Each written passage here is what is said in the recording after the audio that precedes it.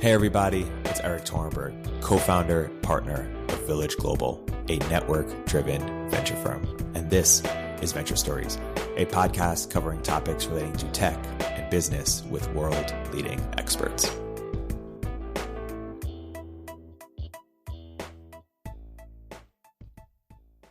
Hey everybody, welcome to another episode of Venture Stories by Village Global. I'm here today with Tiago Forte, founder of Forte Labs and writer at Praxis. Tiago, welcome to the podcast. Thank you, Erik. Really happy to be here. Tiago, why don't we start by you getting into a little bit about what your mission is, what your sort of superpower and expertise is, and how that lends itself to your current focus. Yeah, definitely. My area of expertise is really productivity, personal productivity. That's the arena that I play in. And I think my particular take on it is that I don't see productivity as an end in itself. As important as it is to be productive, to be effective, to produce results, the ultimate reason any of that matters is that work and being effective at work can be an avenue for personal growth. And personal growth, very broadly defined as just everything from self-awareness to self-understanding to agency to mindfulness, I kind of include all those things, is really, I think, very close to, if not the purpose of life, and also the thing that I have the most fun with. And so how do you manifest that through your current work? It's really kind of using productivity as as just a medium, a creative medium. You know, some people use art, so they paint, and that's their way to express themselves and explore how they're thinking and feeling and all these things. Some people use music, some people use dance. Those are all amazing and clearly understood, but I think work and knowledge work on computers, which is what we spend so much of our days on these days, is just as valid of a creative medium, and a way to kind of understand yourself and to express what you want to say in this world as any other. And that's not a typical way of viewing productivity. Totally. And so what are the current projects that you're working on? So definitely my main focus is an online course and soon to be a book called Building a Second Brain. And I'm sure we'll get into this, but it's basically this idea that you can use technology, all the technologies that we use, you know, computers, mobile devices, information management apps, not just as sort of tools, as dumb tools, but if you use them in a particular way, in a way that's intentional and strategic, they actually constitute a second brain, like an extension of your mind. And that's just it's a methodology. It's a series of integrated techniques that I teach. And that is really my almost sole focus these days. Okay. So let's get into it. What are, obviously it's a whole course that people should sign up for, but if you were trying to distill the principles to like 5 minutes or a few minutes of something that people can hear and take something right from it, and start practicing something, what might that be? Yeah, so there's 4 steps which spell the acronym CODE, CODE. There's 4 things you have to do. And the funny thing is most people do them all in some form. So I'm not saying, with all the free time that you have and all this, extra capacity that you have at your disposal, start doing this new thing. I'm just saying do what you're already doing more strategically. And those 4 letters stand for collect. So save your ideas, your insights, the things you read, the podcasts you listen to, websites you like, images you take, save them in one centralized software program on your mobile devices, on your computer. The O is organize. So this is the one that most people are really dying for, is how to then organize all those things they've collected, those notes. D is distill, which is something that people often miss, is, if you save your highlights from a Kindle book, just the highlights can be thousands of words easily. So then you have to distill, summarize, condense those into what are the key points. And then the E is express. So instead of, hoarding the secret collection of private knowledge that never sees the light of day, you need to get it out into the world in some form. And why do you need to get it out in the world? So that's really how I see it coming alive. You only know if you really learned something, if you really, you've gained a true insight about the world rather than just, some insight porn. When you deploy it, you use it, you apply it in some way, and it makes you more effective. I mean, effectiveness is ultimately the barometer of whether you are actually getting closer to reality or further from it. And so what's the closest thing? You said we do this today. For people who do it today, what does it look like? It looks like having a podcast. It looks like being active on Twitter, and tweeting your thoughts, threading, contributing to others' thoughts. Like, what are some examples of that today? It's all those things. And I think people feel intuitively that these things are useful. Having a podcast, meeting people, having a blog, publishing your thoughts. We really, in our courses, David and I, we try to reframe content creation, not just as like a little side hobby, side gig, but as just central, fundamental to your career. In everything from just refining your thinking and thinking more clearly to meeting people that you would never otherwise meet, expanding your network. There's just a whole series of benefits. And get into sort of the second brain. Do you mean sort of like literally, is it like an external hard drive? Is that the way to think about it? Just if I put something there now, it's not my memory anymore? Or how should we think about the second brain? Yeah. So to a certain extent, all those things, all your devices, all the SaaS things, the social media platforms, all the like everything, you could think of all that as your second brain. But the problem with that is it's not centralized. You need one place.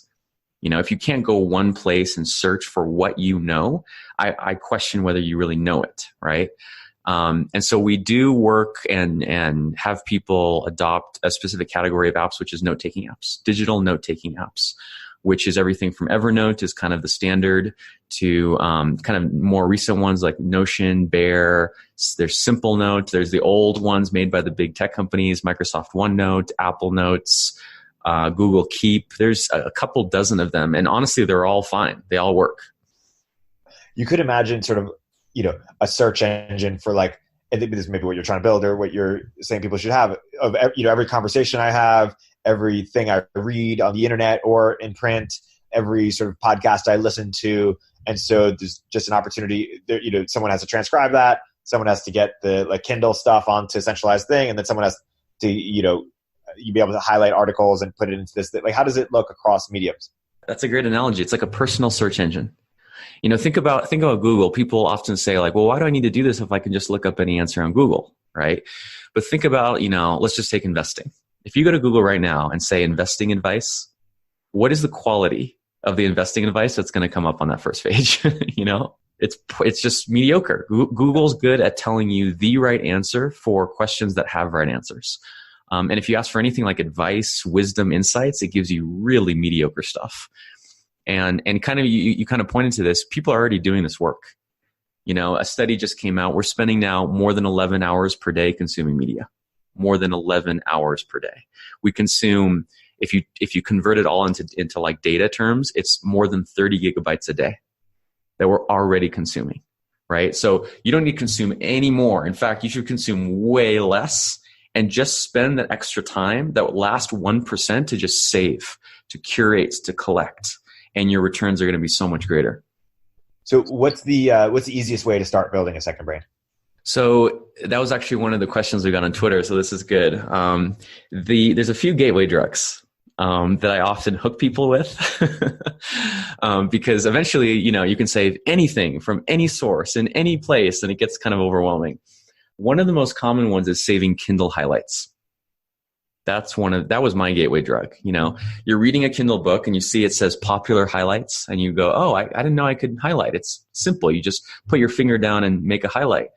And then you get to the end of that book, you spent 5 or 10 or 15 hours reading this book.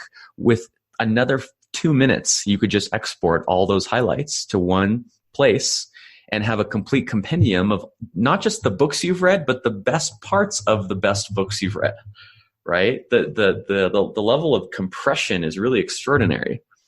And then you just go from there. You go, oh, well, could I do this with online articles? You can. Just use Instapaper. There's a free integration, Instapaper to Evernote, that saves, as soon as you make a highlight in Instapaper, it will save it to Evernote, right? Then you go to websites, and then you use the Evernote web clipper or the Notion web clipper, and you start saving snippets of websites. And you just go down. Every single kind of content, there is some way to save it. And it's just a really rewarding thing to do. Yeah. Do you record your conversations, or how do you think about the future of recording conversations? Yeah, this is maybe the frontier.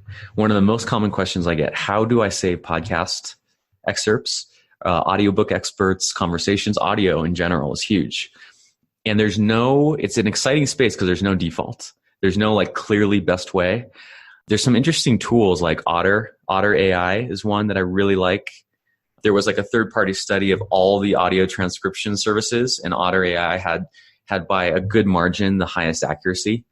It basically just speak into it and it gives you a transcript, which you can then one tap export to a Notes app.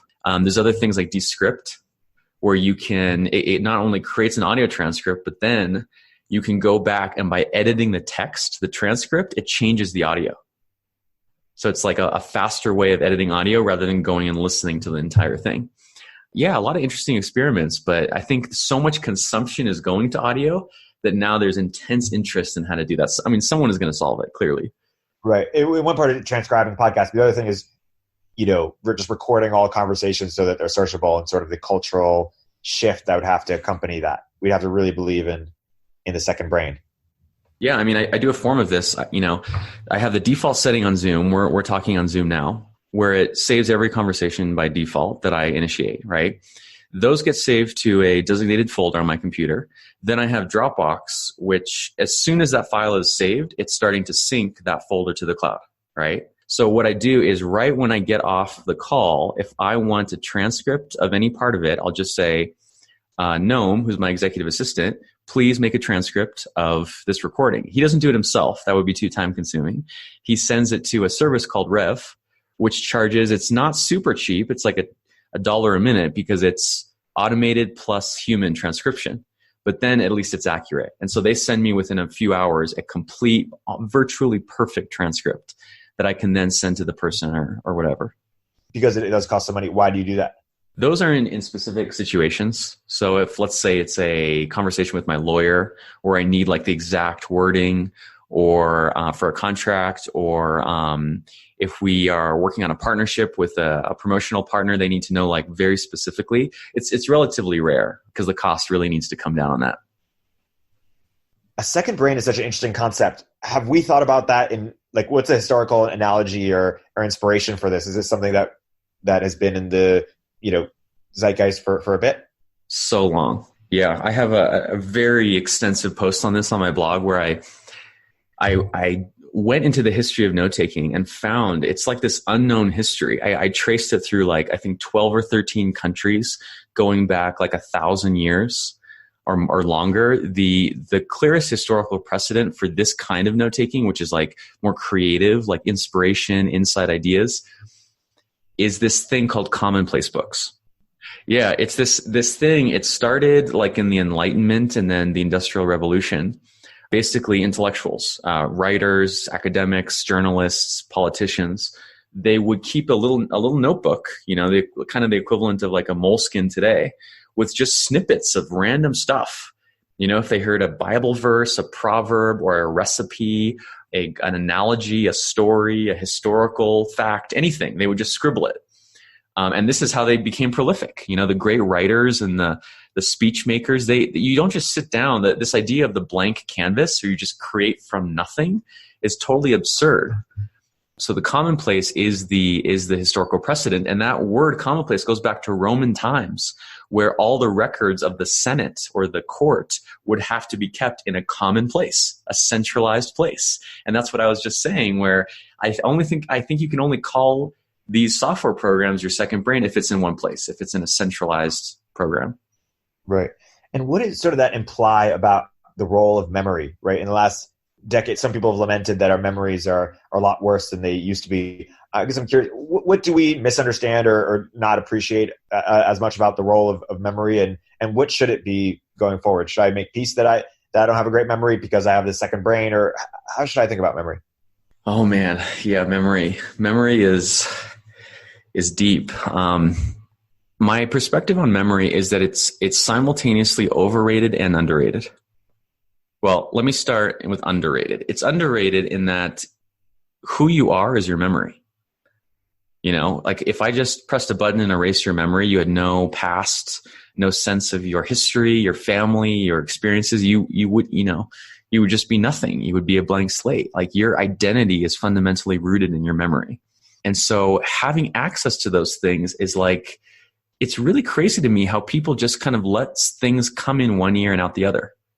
with books. Like imagine reading a book 5 or 10 hours, thinking about it, all that intellectual effort. If you ask the average person, oh, that great book you read last year, can you tell me what it was about? What were the 5 main points? What were the takeaways? They usually can't tell you. It's like at most a vague summary, right? And people spend, like I said, 11 hours a day and then spend virtually 0 time preserving any of that knowledge for future reference. And it's just crazy that we undervalue our day-to-day experiences like that. But then weirdly, at the same time, it's overrated, where it's funny, I have this Twitter beef, which is the second brainers versus the first brainers. I don't know if you've seen that. No. Say more. Yeah, people will keep asking me things like, what do you think about memorization strategies? Like memory palaces and spaced repetition. There's a whole I have a list here somewhere of all of these strategies. And not only do I not recommend them, I think they're the exact wrong direction. My whole work is trying to get as much information from carbon-based life forms into silicon. And all these memorization strategies are trying to get it from silicon into carbon. And I just think it's misguided. That's not what human brains are for. It's like that Paul Bunyan thing. Yeah, you can cut trees, and if you try really, really hard, you might be able to cut 1 or 2 trees faster than a machine, but then you're going to be exhausted and dead. And it's like that with computers. Why compete against a machine that can remember an infinite amount of information perfectly forever? Like we should just completely cede that territory, completely outsource as absolute much as possible from our memories onto computers and focus on ideation, creation, innovation, conversation, all these things. If you had to steel man their argument, what would you say? Yeah, the steel man is that you need something in memory, right? If there's nothing in the RAM, in the work in process, you can't do much. And that is true, but that sort of threshold is getting lower all the time. And to the point where it's negligible almost. When I notice this when I talk to leaders, CEOs, executives, entrepreneurs, like really successful people, it's really remarkable how little they know often. Like they're really specific facts, details, the current status of the projects, like they're really fine-grained things. They're really overseeing a network. They're overseeing an organism that is much greater than them. And they're sort of at the helm. And that's what allows them to have the perspective to actually be leaders, is they're not down there in the weeds. Not a great steel man, but yeah. It is interesting. There's sort of this increasing idea that there's like people as figureheads and then everyone underneath them just sort of does all the work, but that the figureheads have an important role. And the question is sort of over time, will that figurehead be more important or less important? And I think it's sort of right now it's important because it sort of plays on like they need to be likable, they need to like be able to communicate well. They sort of play into all sort of human like if you talk about like someone for president, they can't be small because humans can't see a small person lead it. Like they play on sort of our weaknesses. How do you see that evolving over time? Yeah, so here's my perspective on this is those, whether you call them figureheads or leaders or whatever, that role is as important as ever, but it's being democratized. Like think about in the past, to have a network at your disposal, like what would that mean, more than 30 or 40 years ago? That meant you had to be the CEO of a company, the leader of a country, or the leader of a religion, right? Now it's like we are all, each of us, really at the head of the network. If you consider, each of your apps, your social media networks, your platforms, your SaaS services, and other people, collaborators, contractors, assistants, all those constitute a network. And this is kind of like my thesis, is that the average human life is now too complex to be managed by an average human brain. It's like our brains, they grew and they grew through countless millennia. Then they hit the edge of our skulls. They can't really grow fast enough anymore. But the complexity of our life and the size of our life has continued to expand ever faster. And so we need this network. You need like a team practically just to have a normal life. And also that has, because life has gotten more and more complex, more information, so the role of mental models seems to be more and more important to make sense of everything that's coming in, but then also the ability to stand outside of the mental models sort of meta way and analyze which ones are working, when do they need to change, which ones need to be retired. How would you add or edit that? Yeah, I would just describe that as like you have to keep going to higher order knowledge, right? As the machines eat, they always eat the bottom. They eat the more codified, more standardized, more legible knowledge. You can see that as a threat and try to compete with them at that level, but they're always going to win. So you have to step up. What is the next level of abstraction? And that used to be only required of, great leaders. Now it's required of even the recent college grad, Do you think it's as simplistic in the future that there's sort of the line, you're either above the API or below the API, you're either telling a robot what to do or it's telling you what to do? That's definitely an oversimplification, but there's some truth to it, right? I think probably that line is more like multi-dimensional. There's more sides to it. There's ways in which I'm under the API. I have this service Clarity where people schedule calls with me. And it sometimes feels a little bit like I'm taking orders. People go on there, they see my profile, they schedule a call. It gets scheduled all without my involvement. And I wake up in the morning and realize I have a call. Yeah. What else do you understand about productivity that other people, if you were had only, 10 minutes or 20 minutes with somebody and you had to give them these core principles about how, that would help them make them much more productive in their life, what might you share with them that you think they wouldn't get elsewhere perhaps? It's sort of common literature. I would say what I said towards the beginning, which is that everything in your productivity is a symptom. It's a symptom of something happening deeper in your life. And it's a symptom almost always in some way of something happening at the somatic, emotional, intuitive level. And I just keep tracing that deeper and deeper. What I'm really into now is really looking at trauma. I just read this book that has completely blown my mind. It's called The Body Keeps the Score. And it's amazing because, he's talking about trauma and you think, okay, I understand trauma. It's like car accidents. It's being abused. It's like natural disasters. It's like really, really intense stuff. But that's acute trauma. That's a specific kind of trauma. There's something else. And maybe trauma isn't even the best word, but just from living the day-to-day life, something accumulates, some sort of psychic wound or some sort of psychic baggage. And there are ways, really practical ways. This is like my message that are not weird. They're a little bit weird, but that are very well understood and scientifically based of discharging and off-gassing that accumulation of whatever it is that will just have profound impacts, not just on your productivity, but just on everything. So let's say more about where does, I've been interested in trying to study evolutionary biology recently to try to make sense of some emotions as to know, which ones to listen to, which ones not to listen to, when to listen to them, when not to. How do you explain and make sense of them? Maybe that's fruitless. Maybe that's helpful. Say more about trauma. Where does it come from? How do we explain it from a biological or evolutionary perspective? And what do we do about it? Yeah. So what I'm learning, and I'm cross-referencing here, just the reading of the past month or two with my experiences. And the thing that really caught me with this reading is that virtually every productivity challenge or challenge at work, let's say, that people come to me with, often they want me to fix it, they want a solution, can be traced to a symptom of trauma. As one example, being easily distracted, right? There's really interesting research now that ADHD, the collection of things we call ADHD, is closely linked to trauma. It's dissociation, right? Something happened. There was just some situation in your childhood you wanted to escape from. Children can't escape, especially if the caregivers are the ones, doing the thing. And so they just leave. They leave their body. But the fascinating thing that I just discovered is that hyperfocus, so the opposite, the ability to zero in, zoom in on something and not get distracted, is equally a symptom of trauma. It's just another kind of dissociation. And this has made me realize high performers, who are the people who listen to your podcast, my customers, people who are extremely capable, really good at producing results.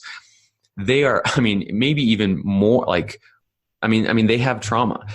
What often happens is the response to trauma is your manager, the sort of executive function in your head gets very, very strong, right? You learn to take charge, to make things happen, to be bold, to be aggressive, and that propels you through success in life. And yet you reach a point, I know I've reached this point, at some point where it's not enough, you're looking for something deeper, and that inner critic, that executive function starts to just drive you into the ground and make you miserable. And that's what has people, often very successful people, start seeking things like meditation and mindfulness and yoga and all these things. Yeah, it's interesting. There's this famous Conan O'Brien quote where he says, if a therapist is going to make me less funny, I don't want to go to a therapist. So it's another spin-off of that is like, if you're going to give up the chip off your shoulder, maybe wait until you're a billionaire first or something. Yeah. I mean, is there truth to that? Like, in a certain sense of like, the more you deal with your trauma, the less you'll need to prove something. How do you think about ambition? And then, because you were saying that people who are very ambitious have even more trauma. And so what do you think for people who say, hey, if I heal my trauma, will I be less, productive or ambitious? What do you say there? Yeah, I mean, it's definitely a huge fear. I had that fear. I definitely for a long time had something to prove, still have something to prove. And it's a fantastic kind of engine of motivation. I just read something from one of the bloggers I follow, Sarah Constantine, where she hadn't published anything in a while. And then she published this post, and towards the end was one of the most remarkable comments I've ever, or PSs I've ever seen on a piece of writing online. She basically said, just very briefly, to my longtime readers, I haven't been publishing much, and I really won't be publishing much going forward. And the reason is I stopped eating carbohydrates, and it unexpectedly stopped all my mental suffering, and now I have no reason to write.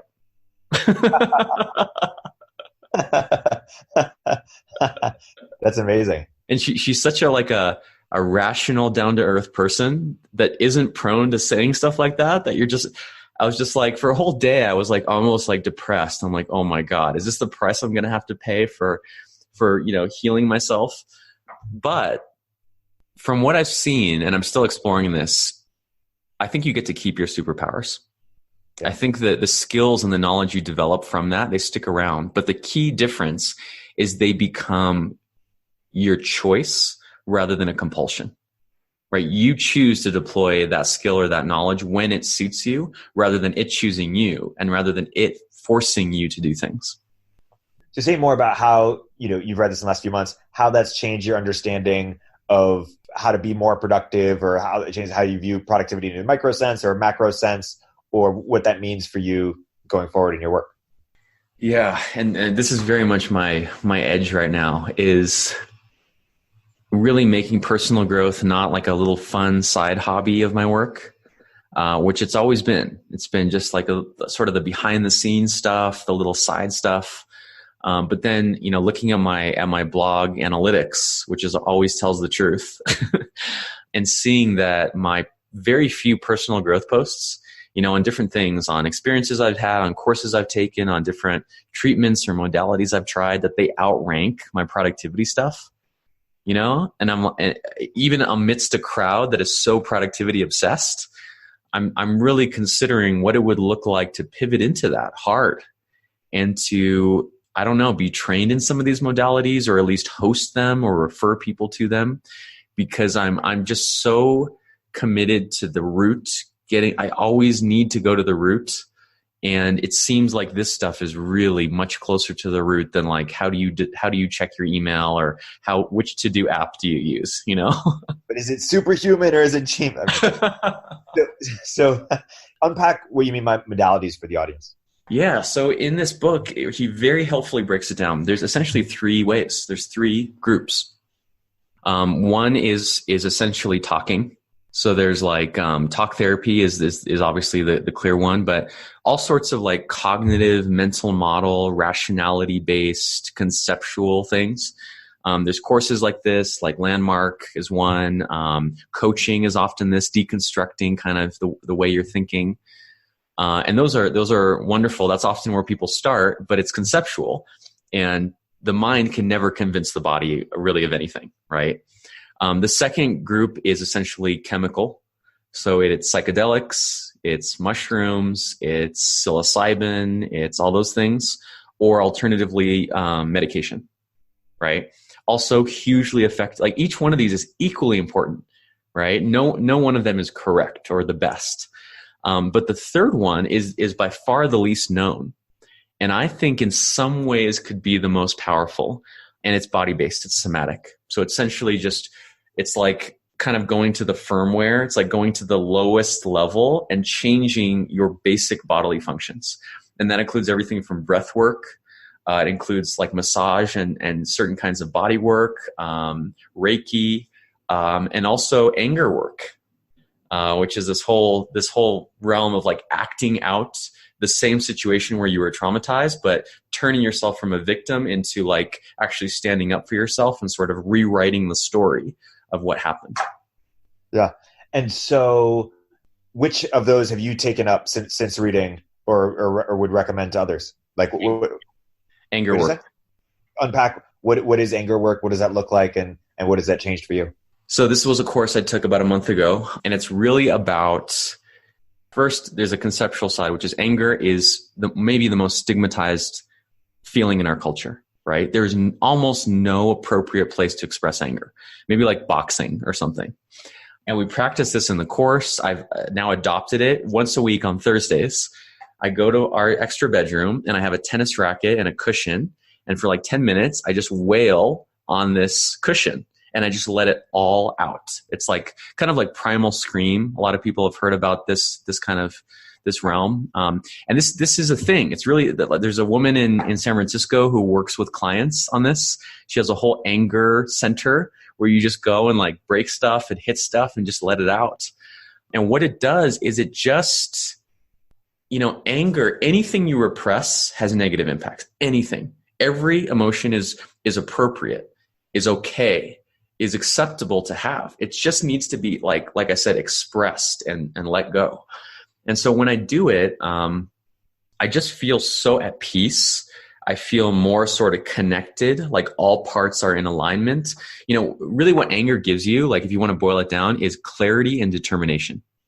When you allow that anger to really just come out, and afterwards they have you stand with your arms open, like in a posture of victory, like you're supposed to internalize this victory feeling. The clarity and determination I have for my work is just unreal. It's like the best drug. Wow. For someone who's listening and wants to try some of that right now without signing up to a class or before doing that, what might you recommend? That's something I'm trying to find out, because you need a container. Right? Don't just go hitting random stuff. I don't know. I don't know where the safety boundaries are. I don't know how to avoid being re-traumatized or making it into like reliving the story. So you were saying earlier, when people like, what is sort of the evolutionary reason of why people would have trauma? Like, why would it make sense that trauma would help us survive? It's basically, or reproduce.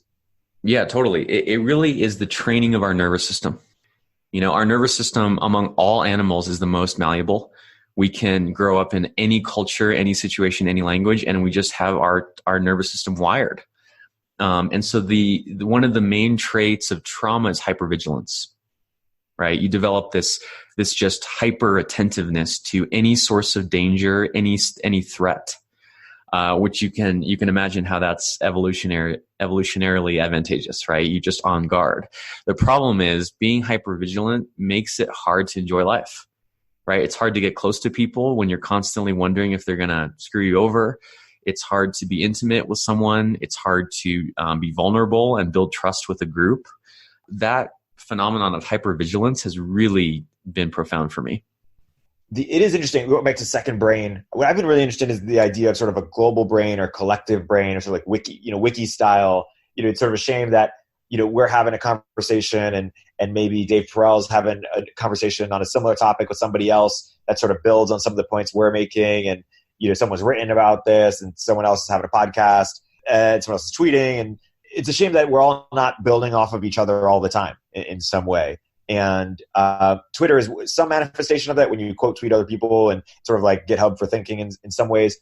But I wonder if we will get much better at sort of interlinking ideas and building on top of them and, co-curating together, because it seems like there's just a lot of inefficient work. How do you sort of think about that idea? Yeah, I get this a lot, right? This is as soon as as you start talking about more brains, then you suddenly have more and more and more brains, and you have collective brains and global brains and universal brains. So on the one hand, I'm really focused on the individual. It's like, it's hard enough to do this for one single person and have one person adopt this set of tools and skills and mindsets. I'm a little bit intimidated, honestly, by what it would mean to do this collectively at scale. I think a lot of it just happens naturally through culture, through social media, through all these things. But I think that the general trend is that, what is a brain? We think of a brain as like this particular shaped organ that has specific structures. But I think we can have a new definition of a brain, which is just any place where intelligence is applied, right? That is a node. That is a brain. And there's more and more of them, right? Like software programs are now like little brains. They can apply a certain kind of intelligence. Communities are brains. Any kind of even notebook or physical tool is a brain. So I think we're starting to see this like just proliferation of different kinds of intelligence and ways that intelligence can be applied. And I mean, we can get into some more sort of sci-fi kind of out there ideas, but I'm really pretty focused on almost like the boring practical application of one knowledge worker adopting a note-taking tool. Like it's really kind of, it's not that futuristic and sci-fi when you put it that way, Totally. But humor me on some of the sci-fi stuff, just because I know you have an interest in sci-fi. What are you most excited about versus what do you think is, not realistic or not going to happen in this sort of realm? The period of time where machines can do human work and machines can decide what work needs to be done is way bigger than people think, right? Like pretty much now we're at a point where machines can do much of what we consider human work. But I think there's going to be hundreds of years before they are taking the true decision-making, creative, innovative roles. And that's why I think really the skill to be mastered now is the man-machine hybrid. This is all very self-serving, by the way. Like my course in book is one of the ways, but there's many others. People are under-investing in it. They're expecting to be wholesale replaced by a machine, and that's just not going to happen. It's going to be this slow, gradual, rolling process that may never end. Maybe there's no top to it. And that's a more, I think, optimistic view of the future as well. Totally. And so what future books could you see yourself writing or future sort of threads that you really want to pull on topic-wise? Yeah. Well, I have the Building a Second Brain book should come out in the next year or two. The one after that is going to be a book on the theory of constraints. TOC is the greatest source of like powerful thinking that people don't know about. It's like opening an old ancient, text that's full of not just timeless wisdom, but like really practical modern things that I discovered it a few years ago. I was doing a project for a consulting firm in San Francisco, and they wanted me to study this thing called the theory of constraints. And I looked into it. I'm like, this 1970s manufacturing ideology. This was a software company in San Francisco. And so I went to Australia and embedded for a week with this company called WiseTech. WiseTech was founded by two TOC consultants. They had $1 billion exit, I think in like 2016. They were like the biggest exit, I think, in software since Atlassian in Australia. So wildly successful company. They handle freight forwarding, like shipping logistics for like 90% of Australian and New Zealand shipping. So he really big company. But anyway, the theory of constraints was basically this way of thinking about systems. It was applied first to manufacturing, but it's not about manufacturing. It's about systems. But it's different. Like so much systems thinking, it's like really vague. Like so much systems thinking, it's like complexity science, and they go, complexity, it's too complex for you to understand, so don't even try. And Goldratt, who was this Israeli physicist who invented the theory of constraints, said the more complex a system, the simpler it is. because no complex system can have more than one or two driving forces. If it did, it would fall apart. And it was just this radical approach. He applied the theory of constraints first to manufacturing, later to healthcare, later to the military, and eventually to software development. And actually, this is getting deep now, but if you look at the roots of modern software development, if you look at the roots of Agile, like really where it came from, the historical predecessor, it's the theory of constraints. It's almost like the secret, like common ancestor of all these software methodologies. And it looks at reality at a deeper level in terms of systems. And I've just found it tremendously insightful. And so where should we be applying more constraints to our lives? So the very basic idea is that any complex system, so let's take your life, has one constraint, right? If you think of a hose, right? A hose may have many kind of tight points. There may be like a kink over here and then a twist over here and then a little something over here. But just logically, one of those is going to be the tightest, right? Like out of the many bottlenecks in the system, one just has to be the tightest bottleneck, the tightest constraint. And his basic idea, which is simultaneously common sense and radical, is that the output of the entire system is limited by the bottleneck, right? So if you have a hose, more water can't come out of the end of the hose than can go through that bottleneck, right? The tightest constraint is the capacity of the system, which means you have to focus on the constraint and nothing else matters. In fact, focusing anywhere else makes it worse. And it's such an insanely simple approach to a complex system. So in your life, what is the bottleneck? Assuming you have one bottleneck, do you know what it is? And how does your thinking change knowing that the only way to make an improvement is to focus there? So like what's an example that might make it come alive for listeners? Sure. So with a physical flow, like a hose or a factory, it's kind of simple, right? You just like walk and count how many things are going through the line. With something like a life, it's a bit more complex, right? And what he found is it always comes down to an assumption. There's a logical assumption that is constraining usually your perception, your view of the world. And this is what coaching does, right? And this is why it's so interesting. Coaching can start anywhere. You can start talking about your relationships or your health or your finances or your life goals or anything. If the coach is good, they will trace it down lower and lower to the root. And so, something fundamental, like let's apply it to business. One of the most common assumptions is speed versus quality, right? Like most business people, many people with companies, they have this basic assumption. It's so basic, it might not even sound like an assumption, that you can either do it well or you can do it fast. And if you want to do it faster, you have to do it less well. And if you want to do it more well, you have to do it less fast, right? That's just not true. Like you can probably think of examples it's not true, right?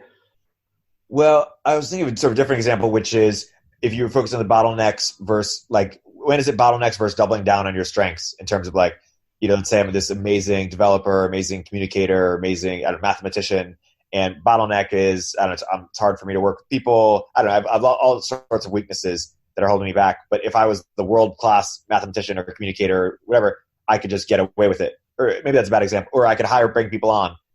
Like when do you focus on the constraints or the bottlenecks? I don't know if this is on the same thread of what you're saying versus just become the best at what you're doing so you have all the leverage. Yeah. So here's the great part is the idea of a bottleneck only makes sense in relation to a goal, right? Like if you say your goal is to make as much money as possible, that's going to point to a certain bottleneck. It might be like, I don't know, how much you can charge per hour or the price of your product or whatever. But then if you say, my goal is quality of relationships, then suddenly you have a completely different bottleneck. So it can be applied to any goal. Like, let's say your goal is to double down on your strengths, right? Your goal is to become the best mathematician in the world. Then the question would become, what is the bottleneck on you becoming the best mathematician in the world? And it could be something like your ability to work with others. I mean, that's actually probably likely, maybe you can't, your pure intellectual capacity can't go beyond a certain point until you learn to collaborate. Or it could be something completely different. I think what this theory gives you is just hope that you can just trace whatever the situation is down to a root and just focus on that root. Whereas so much of thinking of modern complexity, you just lose hope. Like, well, everything depends on everything else. Every variable depends on every other variable. And you just go, oh, forget it. Well, let me ask you, because I'm trying to think for myself, if it was trying to make as much money as possible, what would your bottleneck be there? That would be a coaching call. And TOC consultants are coaches. They just keep asking a series of questions. And I'm really into coaching too. So I don't know if you want to go down that rabbit hole, but oh man, this is a whole other thing. On the coaching side, I'm curious what makes a uniquely great coach versus just a good or fine coach, or I'm curious where your spark was going. Yeah, so this is actually also the course I just did a month ago. The method we were learning was called, it was essentially a coaching methodology. It was how to talk to anyone and through a series of open-ended questions, get to the root of what is constraining them in their life. And the key part, the methodology is called VIEW, VIEW. But the basic technique is questions that begin with how and what. And this is really crazy. Like, you think it can't be that simple. But the thing is, like, if you listen to how people ask questions, like in good conversation, they'll often say, do you or don't you? That provokes a yes or no answer. Or they ask, are you or aren't you? Or is or isn't. That also produces a yes or no answer. Or they ask why. But even why is kind of a lazy question. You think about it, you can just ask why, fill in the blank, whatever they just said. And why questions just have them defend themselves. They go, oh, because da da da da. But if you look at how or what questions, there's no yes or no answer. If I say, how do you see the relationship between X or Y? There's no way for you to answer that yes, no, or defend yourself. You just have to actually think and answer that. Let's say, how do you tell the difference between X and Y? Or how do you know? Or what is the biggest reason to do that? If you just said you wanted to do something, there really is a series of questions you can ask, and you'll get very quickly, within 5 or 10 minutes, to something that is affecting them across their entire life. What's an example of what that could look like? Yeah, so I'll give you an example for me. We have follow-up calls where we coach each other. And I was having this problem where I just felt so time scarce. I was like, I have certain days and times set aside for calls, but I feel like there's more calls than I can ever do. And I'm stuck in meetings like all day long. And I have no time to write, no time to focus. I was just going on and on.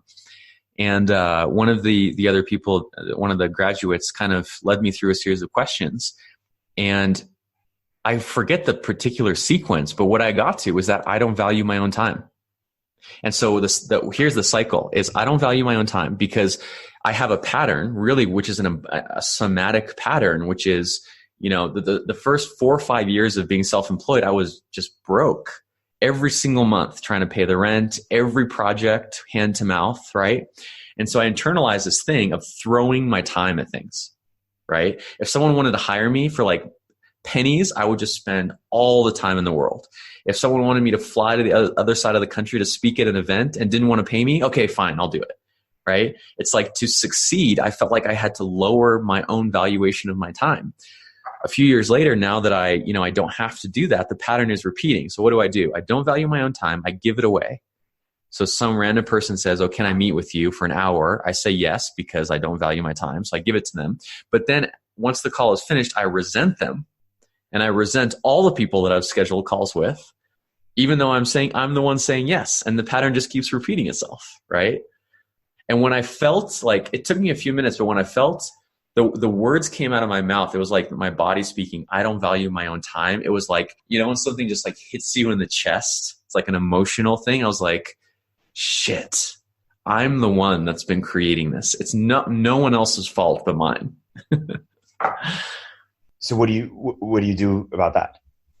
It can be different things. I mean, the cool thing about doing that in a group is there's something about, and I really want to research this, being vulnerable in a group that has a certain quality of shared attention, for some reason is inherently healing.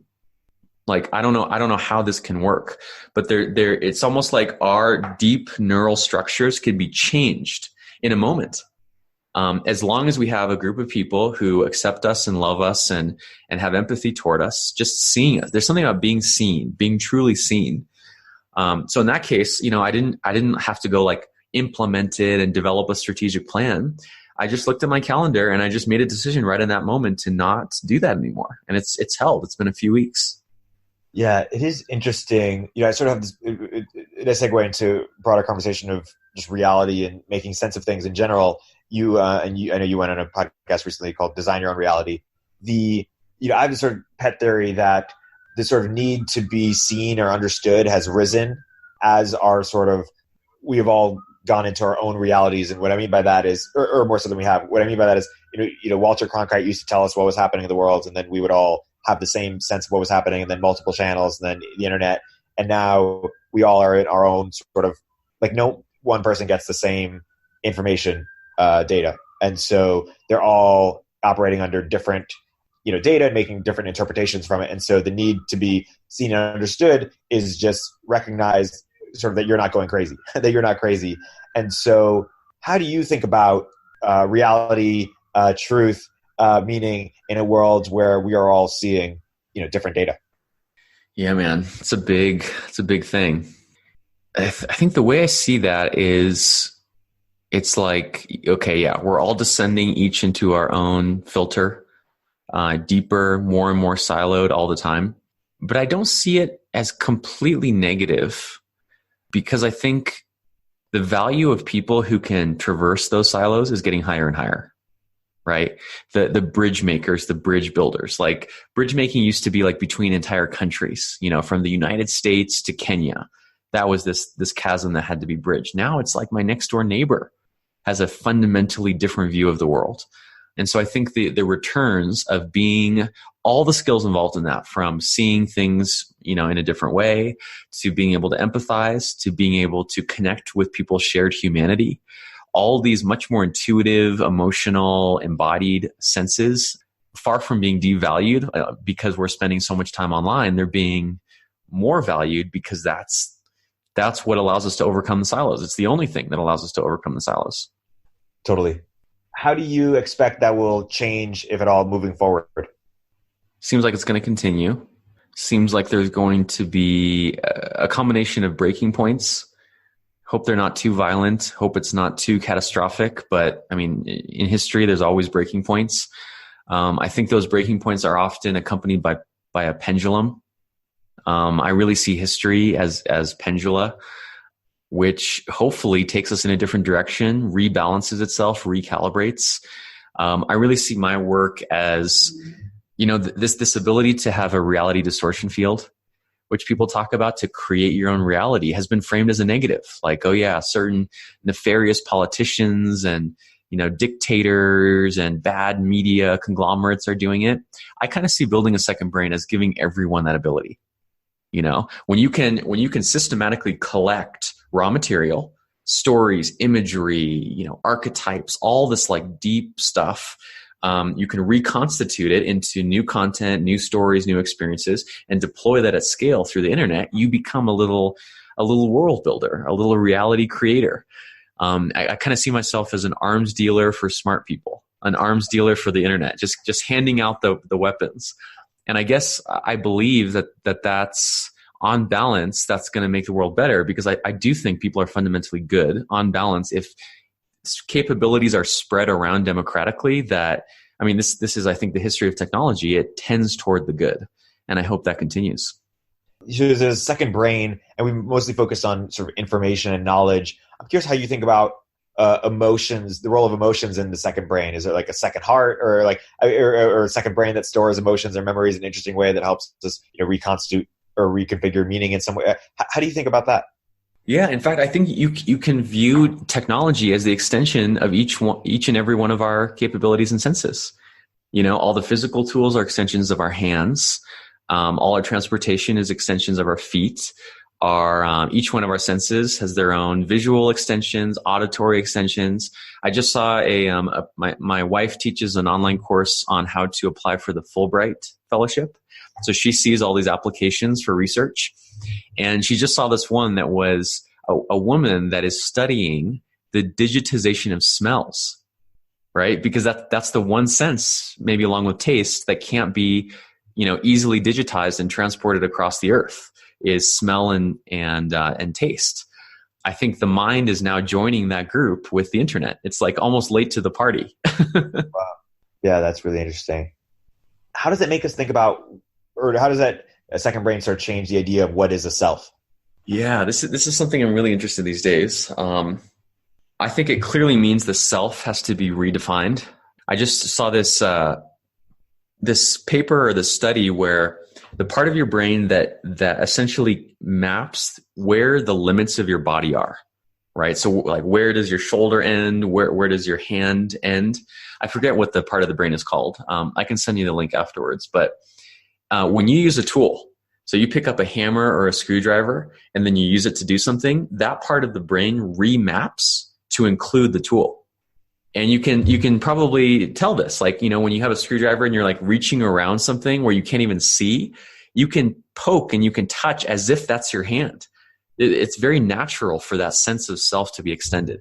I think it's now being massively expanded across the globe, basically. And I think it does make sense to consider, what's stored on Google servers, all the different kinds of data about you as part of yourself. What's stored on Evernote is part of yourself. What's stored in your email is part of yourself. And this is why, by the way, this cognitive extension, this like using the internet, is so closely tied to personal growth. It's not an accident that they're tied. If you look back, every advancement of technology is accompanied by a revolution in personal growth. Like the hippie revolution was in the 60s and 70s, right as technology was taking off in Silicon Valley. That's not an accident, right? When you have to expand your sense of self, the previous self, in a sense, dies, ego death.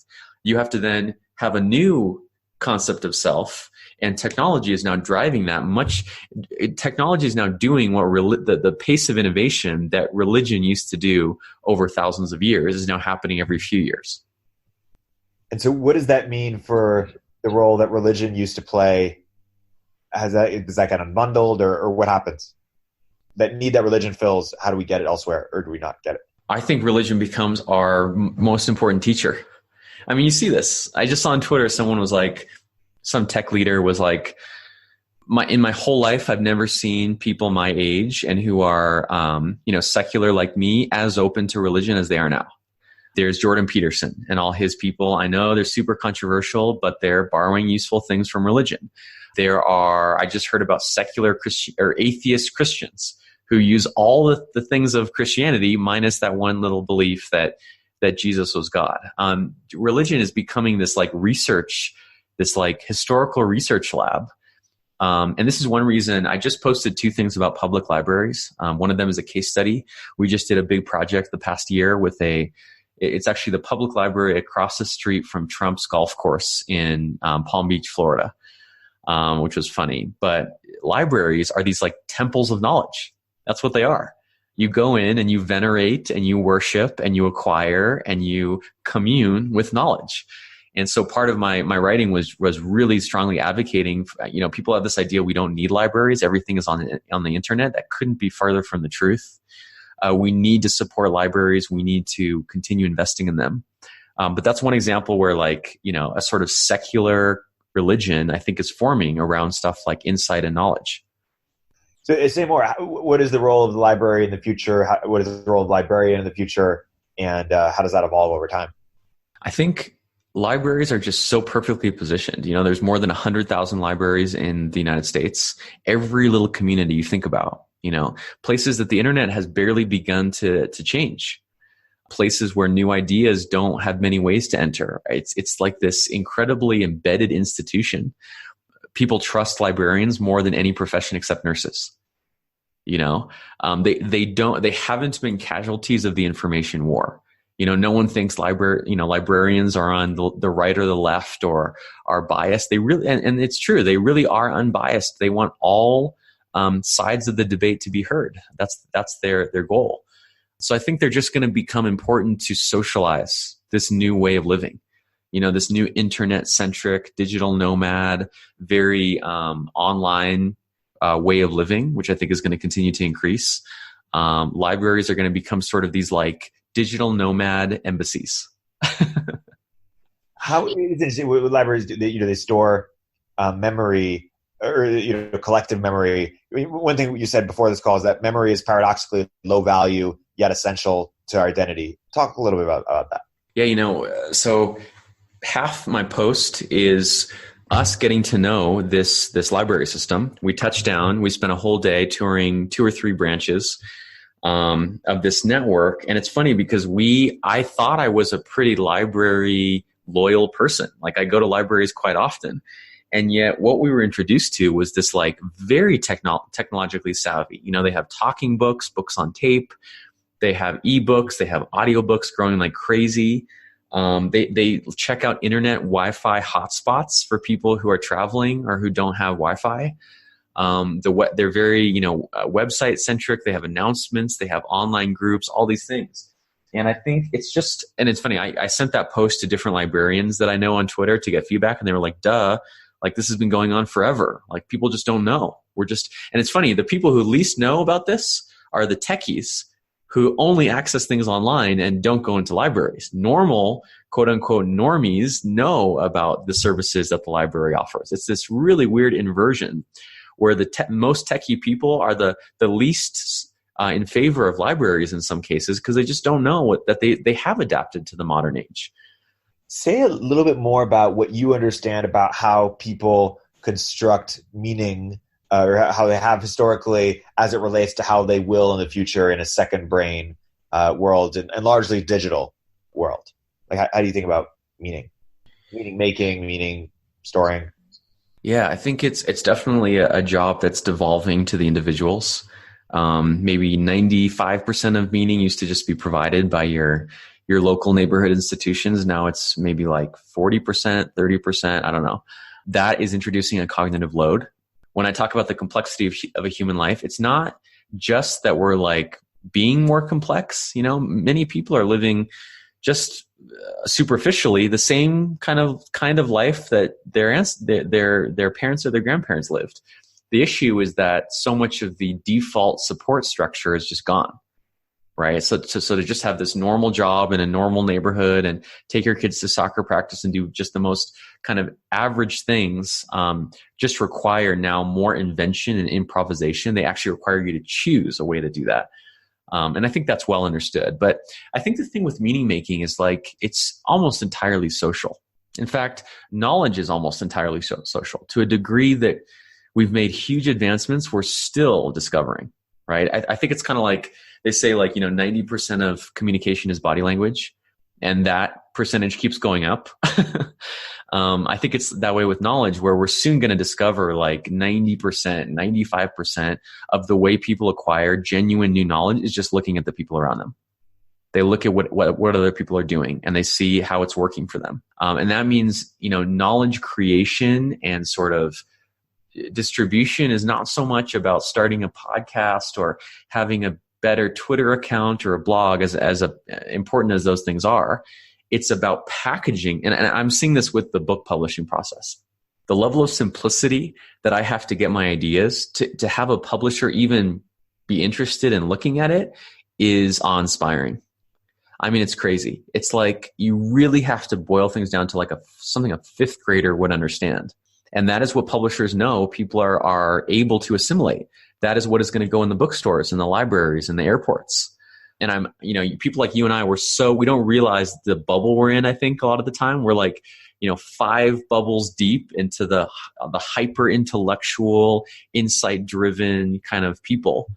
And so it's been a lot of work for me just kind of exiting that and really learning how it is that most of the population learns new things, and especially things that affect your day-to-day life, right? Like to actually have someone take digital notes throughout their day is like a pretty huge behavior change that is not a small thing to ask.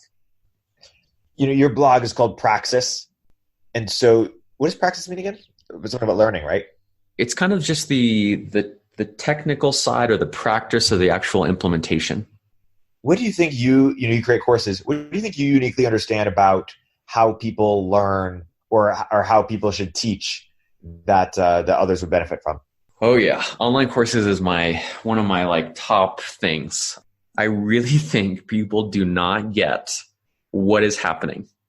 Online education has this crazy hype cycle with this trough of disillusionment. I think the potential of online learning is so big that the trough of disillusionment is deeper than for other things, right? It seems like every 1 to 2 years, there's a new product or platform or thing. Everyone gets excited. Universities are going to be dead in 6 months. And then there's a trough of disillusionment 6 months later, and then it goes again. But I mean, my living, the great majority of my revenue and my time is spent on online courses. It's really my business. And every indication I see, like all the providers that I use of the different software and the online platforms, they're bursting at the seams. They can barely keep the servers online because the rate of growth in online courses is so crazy. The thing is, I think it looks very differently from what people think. People are looking for like which university is going to go online. Is it going to be Harvard or Stanford? And they have their little experiments, but they're rooted in the old business model. Or they're looking at the marketplaces. They're looking at Skillshare, Udemy, Udacity, Coursera, thinking that one of them is going to like achieve like this Facebook level scale. The problem is that learning doesn't scale the same way that social media does. That's a whole other conversation. But there's a new wave. There's a new generation of online course platforms that are essentially white label platforms. And what I mean by that is they don't say like, we'll give you users, or we'll like, all you have to do is create a course and we'll like do all the rest. That actually failed, right? And in fact, I was on one of the marketplaces, Skillshare, before, and I didn't own the customer relationship, right? I spent years building up my audience, and then one day Skillshare said, oh no, actually that's our audience, not yours. So that's when I left and went to Teachable. Teachable is the leader in this new generation. And what they do is they just give you the tools. They say, here's a checkout system, a video hosting system, and like an LMS, a learning management system. You do everything else. You create all the content, all the marketing, all the promotion, everything. And that has actually been hard. It's really hard for a solo creator to do all those things. But it creates sustainable businesses. That's the big difference. Before this wave of tool makers, on Skillshare, on the marketplaces, on edX, which is free, you couldn't make a living. You had hobbyists. Before about 5 years ago, all online teachers, except a few superstars, were hobbyists. Now, online courses are incredibly profitable. I mean, I have an 82% margin because all the SaaS things are so cheap, right? Every single course sale, it's an information product. It's almost pure margin. Right. One thing, you're giving a talk in October at a crypto conference about the rise of crypto as a meta discipline. Talk a little bit about that. So I was invited to speak at this conference, and I almost deleted it. I was sure it was a scam. Everything about crypto that I see is usually a scam. So I just go, no. But then I looked at the email and I saw that it seemed legit. I messaged her and asked her why she wanted, something on digital note taking at a crypto conference. Didn't make any sense. And she came back with an incredible reply. She had gone through all my work, and she said, the levels of information overload that we're seeing in the crypto community are epidemic, even more than the average knowledge worker. Because with crypto, it's like, it's not a normal industry where you just like subscribe to like one newsletter and you're just like, kept up to date. Crypto is this intersection of like a dozen different fields. It's law, and it's economics, and it's technology, and it's software, and it's psychology. It's like all these things. And I actually think that is a taste of things to come, where in the future, all fields are going to be like that. All fields are going to be multidisciplinary meta fields. And you're going to have to track multiple fields no matter how specialized you are. And again, this is completely self-serving, but you're going to need to be able to manage an order of magnitude or two more information than you have to now, not just to advance or achieve these wonderful goals, but just to keep up. Just to keep up, you're going to have to do that. So what I'm going to be presenting is more or less, my building a second brain methodology, but geared toward how does one keep track of a field that is intersectional and that is advancing at such an incredible pace. Totally. A couple other things that you write about. One is servant hedonism, and I'm curious how that relates to or differs from servant leadership.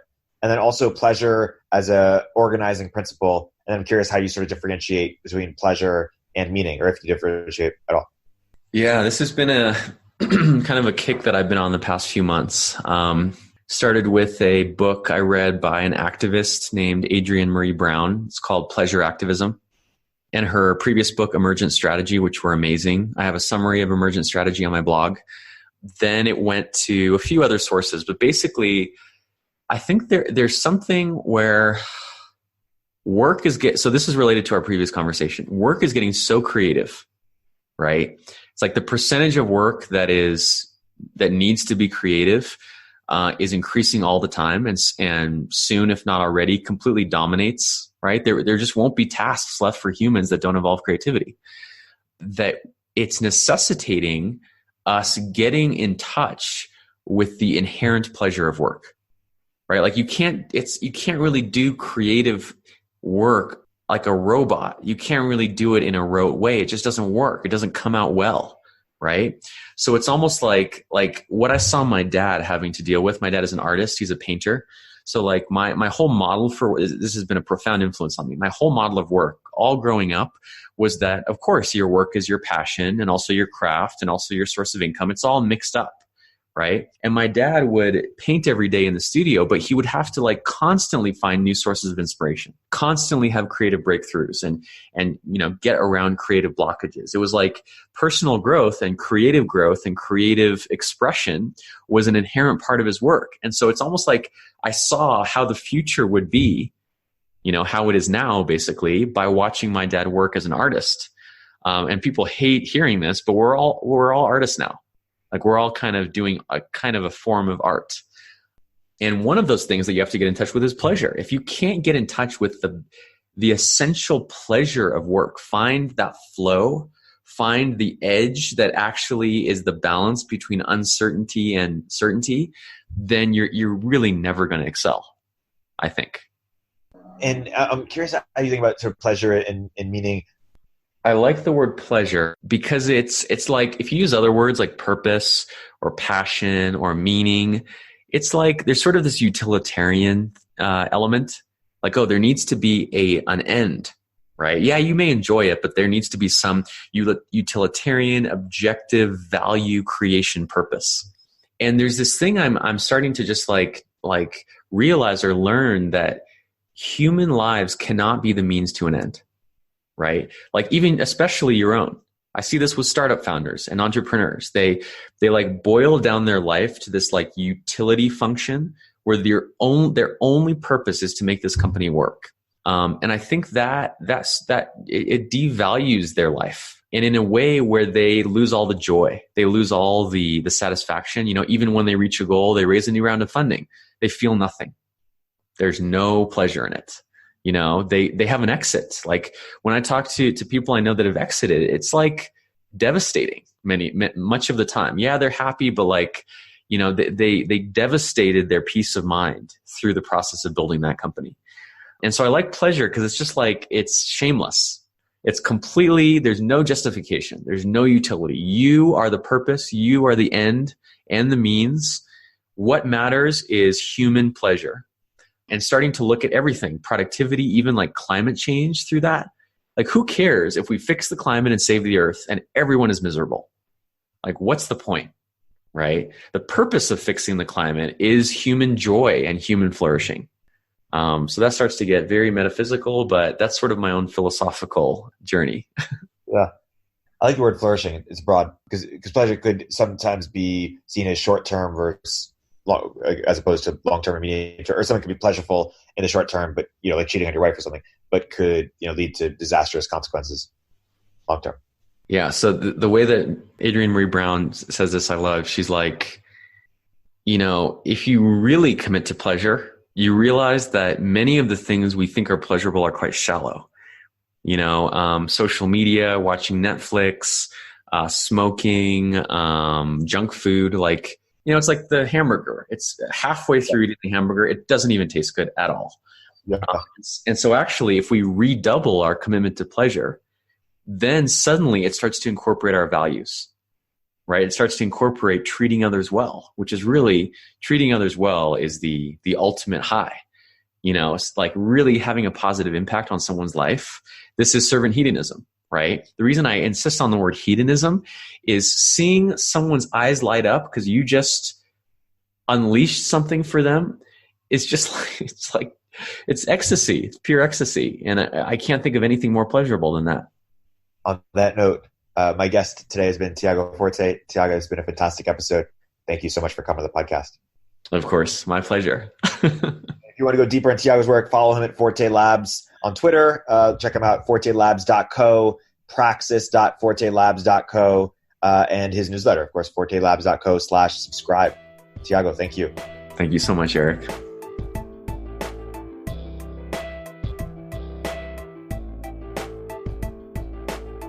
If you're an early stage entrepreneur, we'd love to hear from you. Please hit us up at villageglobal.vc/network catalyst.